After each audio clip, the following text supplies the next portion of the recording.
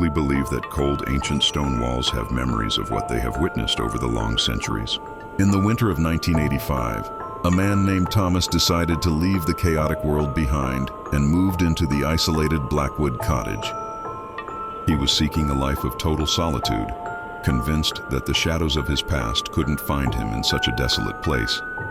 But Thomas was tragically unaware that Blackwood wasn't just an old, forgotten farm.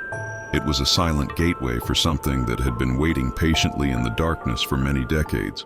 For the first 10 days of his stay, the deep silence of the surrounding woods felt like a peaceful blessing to Thomas, a sanctuary he had long dreamed of.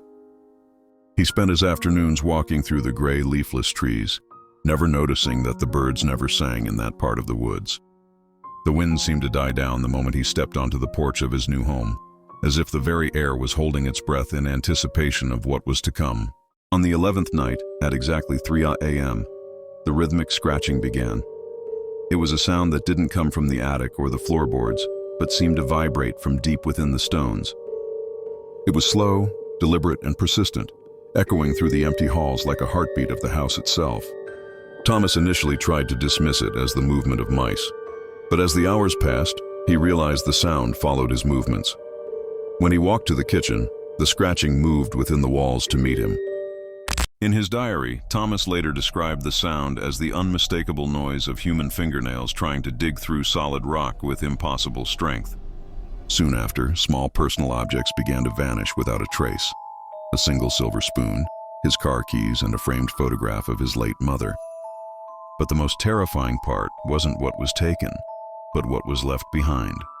Every morning, Thomas would find disturbing offerings left on his kitchen table, a perfect circle of yellowed animal teeth and long black strands of oily hair.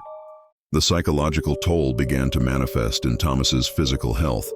He stopped sleeping, fearing what might happen if he closed his eyes. One night, he felt a weight shift on the floor, and a heavy, wet breathing began to emerge from directly under his bed. The air in the room grew thick with the smell of stagnant water and copper, and Thomas lay paralyzed, feeling the vibrations of something massive yet invisible, shifting just inches beneath his mattress. In a desperate attempt to prove he wasn't losing his mind, Thomas installed a camera facing his bedroom closet. When he reviewed the footage the next morning, his blood turned to ice. The video showed his closet door creaking open at 3:33 a.m. Out of the darkness, a pale, elongated arm emerged.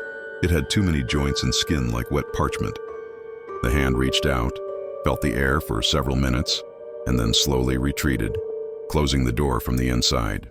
Armed with a sledgehammer and fueled by a cocktail of fear and rage, Thomas decided to find the source of the scratching once and for all. He tore into the back wall of the closet, shattering the ancient stones until a hollow cavity was revealed.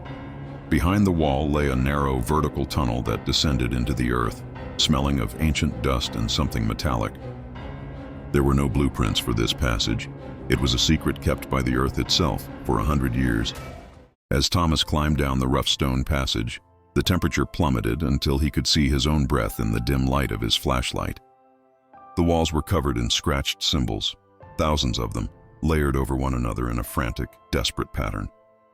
He began to hear voices, not a single whisper, but a collective murmur of hundreds of people speaking at once in a language that felt older than history, vibrating through his very bones.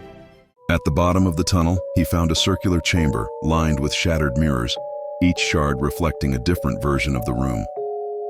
In the center of the floor sat his father's pocket watch, ticking perfectly despite being lost for 30 years. As he reached for it, his flashlight flickered and died, plunging him into absolute darkness. In that silence, a cold hand touched the back of his neck and a voice whispered in his ear, "Thomas, we've been building this room for you."